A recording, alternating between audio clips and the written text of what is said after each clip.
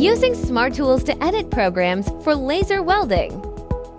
Select Initial, greater than Peripheral, greater than Welding Handle, greater than Adapted Device menu. We can configure SmartTools and keys functions. A key, recorded with PTP code. B key, recorded with LIN code.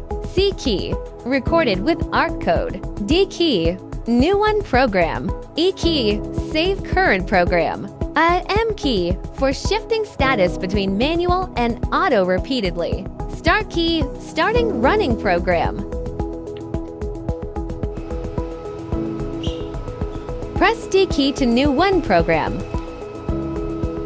Press the key to record current point with PTP code. Holding drag key and drag cobot to starting point of welding one line. Press B key to record current point with LIN code. Press IO key to active D allow for starting welding. Holding drag key and drag cobot to endpoint of welding one line. Press B key to record current point with LIN code. Press IO key again to reset do 0 for stopping welding. Drag cobots to safe point. Press a key to record points with PTP code. Press E key to save program.